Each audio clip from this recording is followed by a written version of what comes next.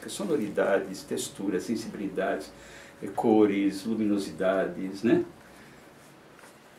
É assim que se dá. Ao momento seguinte, né? O momento que a gente ganha corpo, né? E muitas vezes todos nós, né? Quem não gosta, né, de um bom banho de banheira, não é? Depois de um dia bem quentinho, não é? Cansado, um dia frio, né? Quando eu entro na banheira, eu volto a ser essa criança, né, que abraça os elementos, se deixa abraçar pelos elementos, né? Eu me desfaço na água, né? E é uma maravilha, né? Vocês têm, né, no campo da arte, né, vocês têm todo o trabalho da Lygia Clark, né, que reconhecendo a importância desse elemento no ser humano, né, a maneira como ela cuidava da corporeidade, como ela tocava a corporeidade humana, pela sensibilidade e pela lucidez, né, vamos dizer assim, a minha impressão é assim, que Lygia Clark nunca perdeu, né, a consciência da importância do mundo dos elementos ao redor do ser humano, né? E ela reapresenta isso, né? Todos nós, então, temos nessa necessidade, né, de retornar essa experiência originária, né? Eu estou falando, por exemplo, que isso acontece com o bebê, porque é inauguração, mas isso não significa que se perde, né? A gente sempre está nisso, a gente numa banheira, né, nas areias da praia, tomando um chazinho, a gente se desfaz no chá, né? Coisas assim, né? Então, a gente precisa desse banho estético continuamente, né? Isso possibilita um bem-estar, isso possibilita, né, um relaxamento, né, que ajuda a gente a modular as tensões do cotidiano, que exige que a gente esteja atento, né? Então a gente retorna, por isso que quando eu estou falando dessa maneira, né, eu não quero que fique a ideia de que isso é uma coisa que se perde, que isso é coisa de bebê, não, é coisa de gente, né? Quem é gente sempre tem seus momentos de revisita ao ser bebê, né? Senão deixa de ser gente, né? Um dos aspectos interessantes é que isso evolui, essa relação estética originária, ela evolui, né? Ela evolui e a gente percebe um outro momento dessa experiência. O outro momento dessa experiência é quando a criança, né, ela tem a alegria com os elementos, né? Você observa a criança, né? A criança adora brincar com água. A criança adora brincar com fogo. Né? Areia, terra, né? Você dá, por exemplo, para uma criança um pedaço de argila, nossa, a não ser que ela já foi, né, foi doutrinada pela educação que ela não pode sujar, né? Aí ela cria lá, né, na linguagem psicanalítica, ela cria as formações reativas, fica com nojo, né? Mas não, se você fornece para uma criança, ela tem, né, essa alegria de poder mexer com os elementos. Isso é uma coisa muito interessante, né? E aqui eu estou falando, não estou fazendo figura, estou dizendo o seguinte, né? Estou afirmando que a possibilidade do ser humano experimentar a alegria é esta possibilidade, né, de usufruir da dimensão elemental da existência. Alegria é isto, né? Alegria não é um estado mental, né? A alegria, por exemplo, é comer um bolinho, né? Essa relação com as coisas, né? É brincar com a água, é entrar no mar, é brincar com sonoridades, né? Toda a dimensão da alegria, ela implica, né, nessa possibilidade de usufruir, né, da relação elementar, né? Por isso que a gente vai ter, até que do ponto de vista da cultura, né, as situações de celebração, né, ela implica sempre, né, esta possibilidade de compartilhar de algo da materialidade. Um almoço, um jantar, um cafezinho, uma cerveja, né? As celebrações, ela ocorrem por meio, né, dessa dimensão. Então, há sim esta faceta em que a relação estética com as coisas, ela passa a ser da ordem da alegria, do usufruir, né? E ao fazer isto, né, também, reafirmo, né, isso jamais se perde, né? Pessoas tristes, deprimidas, elas perdem, enquanto existe esse estado, esta possibilidade de fazer a fruição, né, por essa dimensão dos elementos e da materialidade, né? E se ela recupera, por isso que muitas vezes a gente tem aí, também no campo das especialidades, entre as terapias ocupacionais, como forma de ajudar uma pessoa, né, o trabalho de recuperação, né, dessa experiência com os elementos pode ajudá-la a recuperar a vivacidade da sua corporeidade. Porque isso que é uma coisa interessante. No momento que alguém está brincando com a água, entrando no mar, mexendo com a argila, né, com certa liberdade, sim, está usufruindo desses elementos de uma maneira alegre, né, mas isso também implica que no mesmo momento que a pessoa está realizando isso, ela está, né, como que reavivando, recuperando, né, a vivacidade e a alegria de ter corpo, né? Ajuda a encarnação, né? Ajuda a encarnação.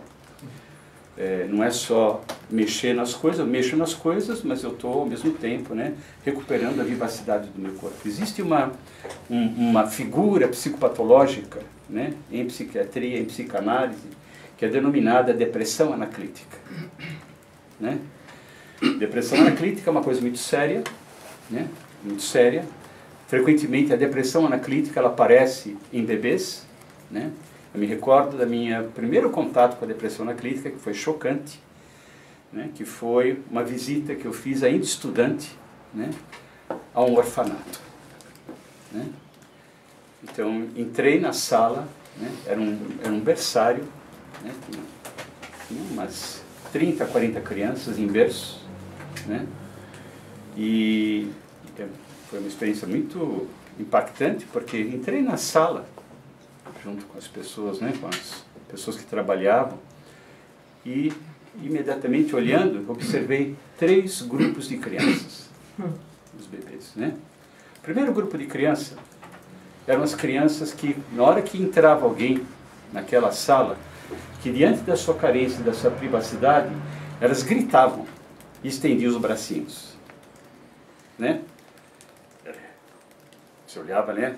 10, 15, 20 crianças estendendo o bracinho para ser pega no colo, na carência, na privação delas. Mas eram crianças sofridas, mas vivas, né? Vivas. Elas estavam demandando por colo, elas queriam intercorporeidade, elas queriam essa experiência, né, de contato com o corpo do outro, né?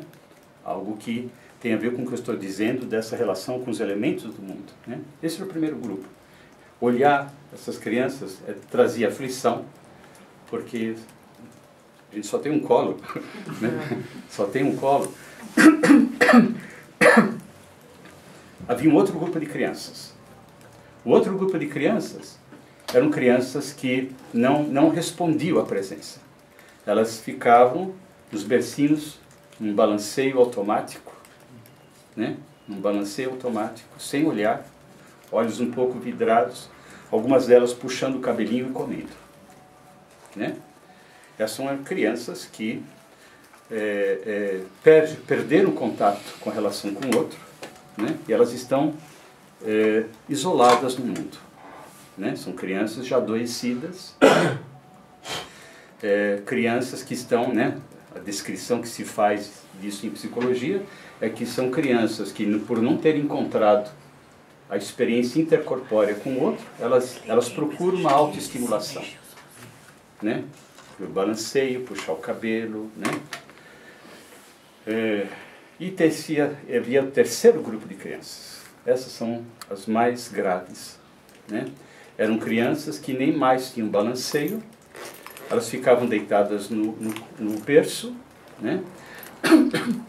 Sem nenhuma reação, e era grande preocupação das pessoas que trabalhavam no orfanato, porque essas crianças têm grande possibilidade de pegar infecção, adoecer e morrer, né? Porque a vitalidade corporal já está se extinguindo. Esse é o fenômeno humano, né? O ser humano é um ser que precisa dessa qualidade de intercorporeidade com o outro e com o mundo, né? Para que tenha a vitalidade da sua corporeidade. Então, esse quadro, que é chamado, né, de depressão anaclítica, são pessoas que perderam a vivacidade da corporeidade. Então, a depressão, ela não é mental, ela não é emocional, não é que elas estão tristes. Elas perderam a vivacidade do corpo. Por isso que elas correm o risco de morrer, né?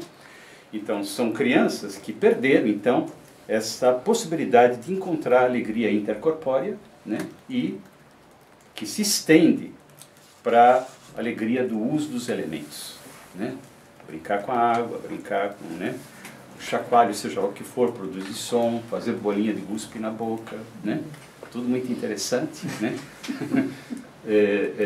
Tudo atividade artística. Claro que é uma obra, né?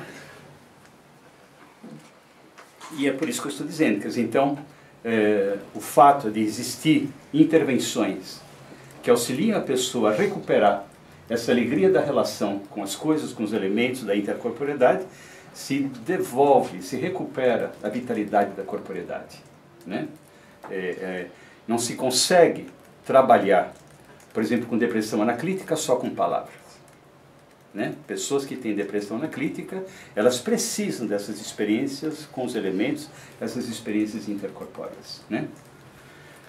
Então, primeiro momento, como eu disse, esse está envelopado por um monte de sensações estéticas que me permite ter corporeidade, a esta outra experiência que, né, possibilita que a gente possa usufruir, né, das coisas, dos elementos, da corporeidade do outro e assim por diante, né? Há um outro momento da evolução dessa perspectiva. A evolução dessa perspectiva, por exemplo, é o fato de que chega um momento, né, que a criança percebe certa alegria em mexer com a terra, mexer, né? Mas chega um momento que ela vive a possibilidade de sentir que ela pode fazer algo com isto, né?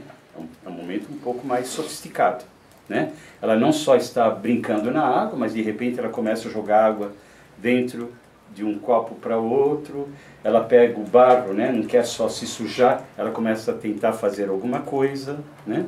Então há um momento em que você já tem esta possibilidade que a criança quer realizar algo com aquele elemento, né? Isso é um fenômeno extremamente complexo, né? Na hora que ela começa a querer fazer algo, já tem uma certa complexidade, não é só da ordem da alegria, mas a gente tem alguns fenômenos que ocorrem nesse evento. Um dos fenômenos que ocorre nesse evento é que esse é um fenômeno mais basal, expressivo. Expressivo, né? Uma das coisas que se percebe, né, como parte fundamental de todos nós, é que nós temos necessidade, né, de expressar as nossas experiências. Eu posso brincar com os elementos, mas eu dou um passo à frente quando eu preciso expressar aquilo que eu quero. Eu quero expressar as minhas experiências, meus estados de ânimo, as minhas emoções, né? Aqui eu começo então a utilizar, né, os elementos, o material do mundo, para que ele possa me ajudar, na verdade, a expandir, né, colocar diante de mim algo que está na invisibilidade de mim mesmo por meio da expressão, né? Quando eu expresso, seja pela sonoridade, seja cantando, né, seja pelo uso da água, de qualquer elemento, né, eu começo então a poder destinar os meus sentir, né? Destinar o sentir. Destinar o sentir, eu posso então encaminhá-lo, né?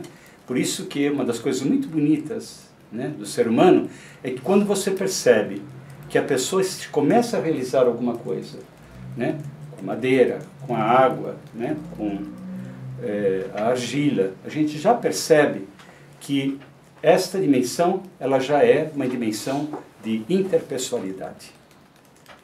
Tem algo de comunicação.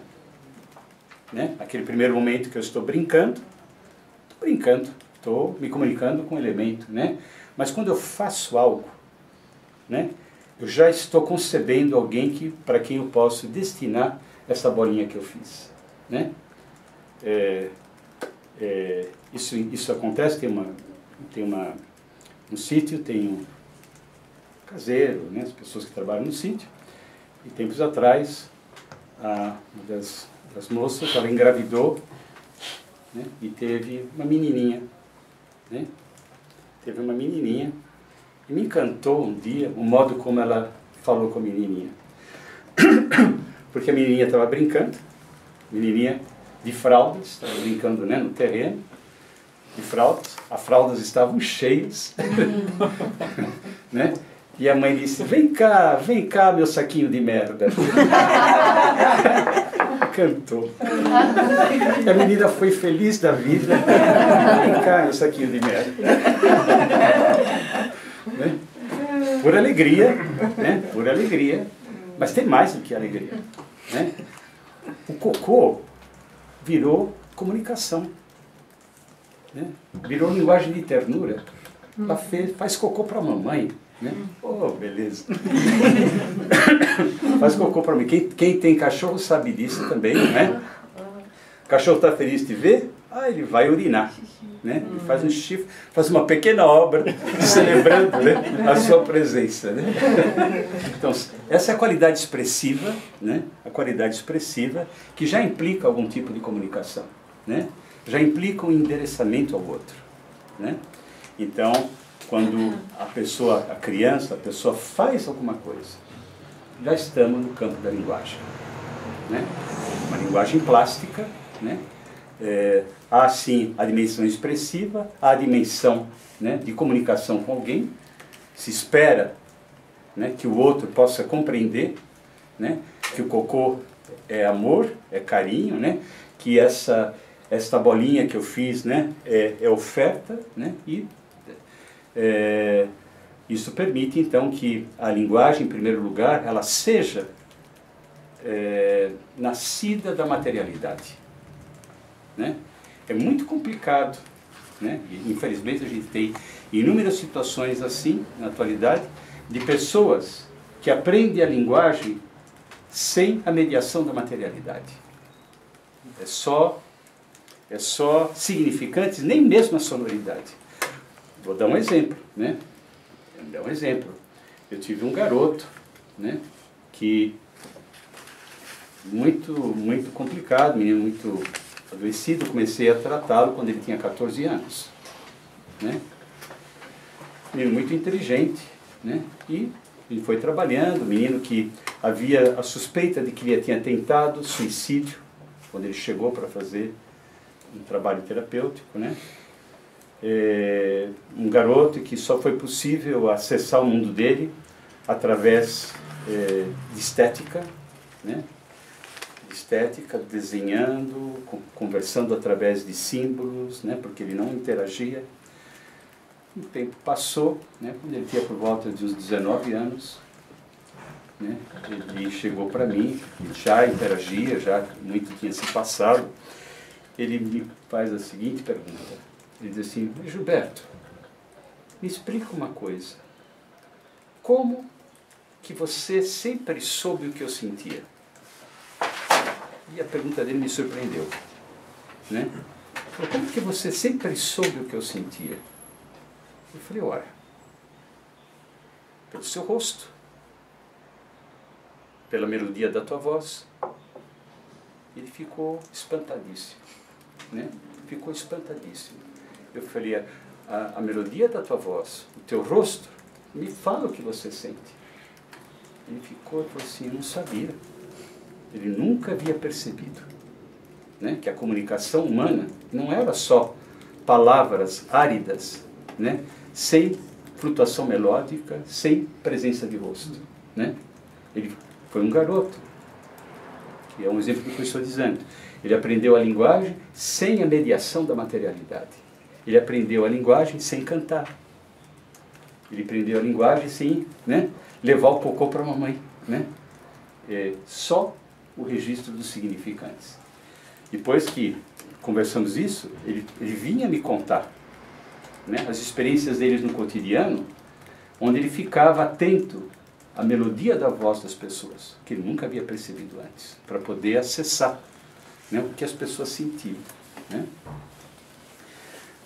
Problemas da subjetividade contemporânea. Então, uma das dimensões importantes é que a gente tem, então, esse elemento, né, que de repente pode se fazer alguma coisa, né, e passa a ser a possibilidade do indivíduo, né, expressar aquilo que está no invisível de si mesmo para um outro, né, e isto evolui. Porque uma das questões importantes de todos nós, todas as nossas experiências, os nossos dores, os nossos sofrimentos, o nosso sentir, né, todos eles, né, eles têm uma demanda fundamental, né, uma demanda em cada um de nós para que a gente possa destiná-los. Isso é uma necessidade do ser humano. Eu sempre preciso destinar. Vocês vejam que isto, vocês podem fazer uma introspecção do que isso significa, como eu sempre preciso destinar, pelo fato, por exemplo, a gente vive alguma coisa. Aconteceu uma coisa no trânsito, né? Aconteceu uma coisa no trânsito. Levei uma batida, né? Bati o carro. Bateu o carro, muito bem, tem que lidar com a situação, mas imediatamente emerge dentro de nós a necessidade de contar para alguém. A gente chega em casa, você não sabe o que aconteceu hoje. Bati o carro. Ou a gente vai encontrar um amigo, tudo bem, é só bati o carro. Né? A gente precisa destinar, né? É uma necessidade do ser humano continuamente estar destinando as suas experiências, dando visibilidade a ela na comunicação interhumana, né? Isto é o que possibilita transformar a sonoridade, transformar os elementos e assim por diante. A partir daí ocorre um fenômeno de outra ordem, né? Um belo fenômeno que eu vejo o Tiago vivendo e todos nós, em cada uma das suas direções, há um momento que a gente se apaixona pela materialidade, né? Esse é um fenômeno, né? Há um salto quântico aqui, né? O elemento, sim, ele me deu ser, né? A materialidade do mundo me deu ser, a materialidade das coisas, a sonoridade, os elementos me possibilita expressar, possibilita que eu possa estabelecer uma comunicação intercorpórea com o outro, de tal modo que a minha linguagem seja encarnada, né? Mas chega um momento, quando nós, de fato, vamos nos apossando de nós mesmos, né? Que isso tem muito a ver com a nossa singularidade. Esse é um fenômeno fascinante, né? Que não se reproduz, isso acontece, né? Quando uma pessoa ela se apaixona por uma materialidade. A madeira, né? Isso é uma paixão, né? Isso é um romance. É um romance à parte, né? É um romance, é uma relação amorosa, né? Uma relação amorosa, por exemplo, que alguém tem com as tintas, né? A pessoa ama as tintas. Ela não usa as tintas como instrumento. Não é isto. Ela tem uma relação amorosa com a tinta, né? Ou com argila, né? A gente percebe que a pessoa ela vai, na verdade, se relacionando com determinadas materialidades e com frequência com uma determinada materialidade em que ela tem uma relação de apaixonamento e de amor, né? Isto tem a ver com a singularidade, né? Uma das coisas que é um tema interessante, né, é que eu estou chamando de singularidade é o seguinte, né? Uma das coisas que se observa, você vai num berçário, alguém te convida, né? Nasceu uma criança, você vai no berçário. Você olha os bebês, né? Todos têm cara de joelho, né? Mas o que é bonito observar, que apesar de todos eles terem cara de joelho, né? Todos eles já têm uma singularidade. A gente pode perceber que o modo, né, como a corporeidade de cada um desses bebês acontece se diferencia. Há bebês que são extremamente observadores, né? Há bebês que tem uma irritabilidade muscular maior. Há bebês que você percebe que a disponibilidade desse bebê está mais no campo da sensação, da sensibilidade, e isto varia, né, de bebê para bebê. Isso já tem a ver com a própria constituição do bebê, né? Frequentemente, né, se tudo vai bem, as enfermeiras sabem disso e as mães também, né? As mães logo percebem qual é a do bebê, né? Pelo seguinte, uma das coisas, um dos fenômenos interessantes, que é parte da questão da singularidade, né, é que cada um de nós, né, acontece como ser humano de modo privilegiado em determinadas áreas da sua corporeidade, em detrimento de outras. Há pessoas que acontecem de forma privilegiada na musculatura. E são pessoas que o modo dela ser, o modo dela se situar no mundo é claramente muscular, né? Tem pessoas que você observa que a ancoragem dela, o modo como ela acontece é pelo olhar, né? Tem algumas pessoas, né, você olha, você tem aqui aqueles olhos, né? O rosto são os olhos. Você percebe que a pessoa ela se situa e observa o mundo. E cada um de nós, né, se situa na corporeidade de modo privilegiado em determinadas áreas da corporeidade, né? Isso significa, né, que o modo como nós encarnamos, né, acontece com disponibilidades privilegiadas, né? E essa disponibilidade privilegiada, né, tem a ver com o nosso modo de ser, tem a ver muitas vezes com aquilo que será a nossa vocação, e tem a ver também com quais os elementos do campo estético que estão presentes na nossa vida desde o início, que vão se tornar mais importantes para nós, né? Então, claro, a gente pode tentar experimentar, né, o uso de diferentes materialidades, né? Mas há algumas materialidades, ou alguma em especial, que se percebe que é uma relação privilegiada daquela pessoa. Então há uma relação. O que é interessante aqui, isso que eu queria que a gente pudesse compreender, é que quando esse fenômeno acontece, né, a gente está numa relação com aquela materialidade em que o indivíduo tem uma relação de fato de amor, de fato de apreço. Não é um objeto, né? Não é um objeto para uso, é uma relação de apreço, de carinho com aquela dimensão.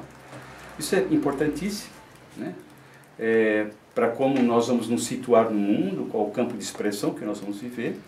Para a clínica é fundamental, né? Eu sempre conto, por exemplo, né, uma das coisas que eu tive que também lidar foi com crianças autistas, né? E a criança autista, frequentemente, é uma criança de grande sensibilidade estética, né? Frequentemente, a criança autista ela tem grande sensibilidade estética, tão sensível esteticamente, né, que determinadas situações no mundo podem ser extremamente invasivas para ela, né? Então, por exemplo, para determinadas crianças autistas, ela não suporta barulhos muito altos. Ela enlouquece, porque a sensibilidade dela é profunda. Outras, por exemplo, não suportam a multiplicidade de formas, né? É para ela invasivo, né? Um menino, né, que eu acompanhei através da avó, né? A avó começou a se dar conta que ele estava se organizando de uma maneira autista, e ela veio conversar comigo. Ela falou assim: será que a gente pode tentar fazer alguma coisa para ajudá-lo, né?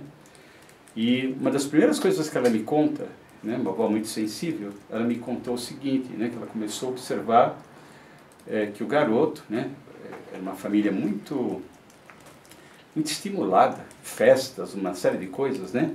E o garoto, quando ele estava em determinadas situações que eram excessivamente estimulantes, ele fazia simplesmente o seguinte: ele pegava os dedinhos e fazia assim, e desaparecia, né? Ele se desconectava esteticamente do mundo, ele fechava as portas, né? E aí que ela começou a se dar conta que ele estava entrando por uma linha de organização autista, né?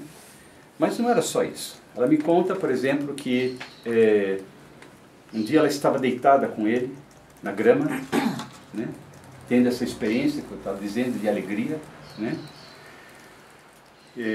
os dois na grama, e de repente ela percebe que o garoto está numa relação de êxtase, com alguma coisa que ela não sabe o que é. Né? Ele estava em êxtase. Né? E aí ela ficou olhando ao redor, ela não viu o que ele via, né? Não via, ele estava vendo alguma coisa, e aí ela procurou mais e mais se aproximar dele para tentar ver o que é que ele estava vendo. Né? Porque ele estava em êxtase. E aí ela se deu conta. Né? Ela foi se conformando, através da corporeidade dela, esteticamente com ele, para se colocar no mesmo, né? Fazer uma afinação de instrumento, né? E ela viu. Ela falou assim, aí eu me dei conta que ele estava vendo, e de fato era muito lindo. Né? Eles estavam deitados debaixo de uma árvore, né? E o garoto estava observando, contemplando a luz do sol atravessar as folhas. Né? E ele estava em êxtase. Né? Esta é a característica, por exemplo, de uma criança autista. Né? Uma criança autista ela tem uma grande sensibilidade estética. E dependendo das condições do mundo, pode ser excessivo. Algumas vezes, para ajudar uma criança autista, ajuda muito eu saber qual é a materialidade que tem a potencialidade, né, de ser aquela materialidade que ela possa se apaixonar. Né? Se eu observo, eu vou observando como que ela se relaciona com as coisas. Se eu uso aquela materialidade que para ela é privilegiada, eu consigo estabelecer com ela um acesso e uma comunicação que pode ser uma comunicação que pode restabelecer, né, a comunicação interhumana. Né? Então, como eu disse, é um fenômeno fundamental essa possibilidade, né, de se apaixonar, né, por uma determinada materialidade.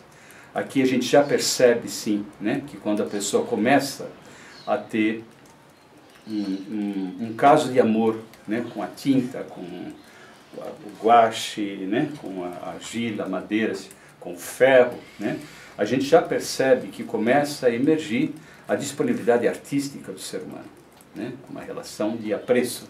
Aqui há sim o anseio de utilizar essa materialidade não só para se expressar, não só para transformar alguma coisa, né? Mas a gente percebe que a pessoa ela começa a entrar numa relação com aquela materialidade que eu diria o seguinte, que é uma relação dialógica. Né? Ela escuta, ela toca a madeira para saber o que a madeira quer. Né? Ela tem uma relação de fato dialógica. Né?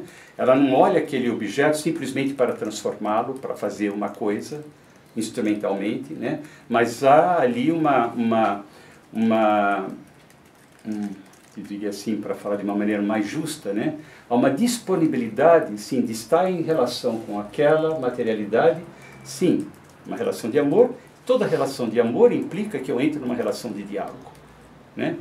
Eu quero saber o que essa madeira quer, né? O que essa tinta me pede para fazer, né? E vocês têm, se vocês ouvem a experiência artística, isso é frequente, isso ser descrito, né? Me chamou para fazer isto, né? Essa pedra me chamou para fazer aquilo. Há uma relação desta ordem, né? Então esse já implica, né, um elemento, né, posterior à mera expressão. Há ainda, né, uma outra possibilidade de relação com a materialidade. E aí eu chamaria que é uma relação epifânica. Né? Aí já não é mais só expressiva, não é só um caso de amor, né? Mas a pessoa começa a ver naquele material o sacro, a sacralidade. Né? E ela então começa a tentar, né, trazer o sagrado que está naquela materialidade. Aí é interessante porque o que a gente observa, que aí o fenômeno, né, da construção de algo, da criação de algo, aí eu digo assim, tem algo de litúrgico. Né? A pessoa ela começa a estabelecer uma relação realmente, né, espiritual, religiosa com aquele elemento. Né? Isso, né, como um paradigma disso que eu estou falando, né? Vocês têm, por exemplo, aquela expressão que frequentemente se ouve, né? Por exemplo, que determinados artistas, diante de um pedaço de pedra, né? Ele olha a pedra e vê o que mora na pedra e tenta retirar o excesso, né? Aqui a gente já tem uma relação tanto quanto epifânica, né? Eu tenho em casa, né? Eu tenho um tronco, né? É um pedaço de tronco de árvore, né? Que eu comprei em Petrolina. Eu achei muito interessante, muito bonito, né? É um tronco de árvore que ele tem assim, parece né? Faz uma espécie de ângulo, né? E ele tem uma determinada forma, né? E o artista, o que ele fez, né? Ele pegou a forma da madeira, né? Esse tronco tinha, e ele esculpiu o rosto de uma mulher de tal maneira que o tronco faz o corpo. E essa mulher é a Virgem, a Nossa Senhora. Ele pegou do tronco e esculpiu o rosto, e o tronco já tinha o corpo. Né? É muito interessante. Né? É muito interessante. Já se percebe que o que ele fez, ele não agrediu a madeira. Né? Ele simplesmente, né, interagiu para trazer o que ele já viu lá. Tinha algo de sacralidade. Né? Eu já vi também alguns ícones, eu gosto de ícones, eu pinto ícones. Né? Eu já vi alguns ícones também muito interessantes, onde o artista faz a mesma coisa. Ele pega a madeira, né? E a madeira tem determinadas deformidades, ele usa a deformidade da madeira para construir, né, a forma do rosto. Né? Então a gente tem aí já essa dimensão, né, que eu diria assim, que é epifânica. A gente tem então esse desenvolvimento, né, da relação com a materialidade. Né? Um dos aspectos então também importante, né, como tema a partir daí, né,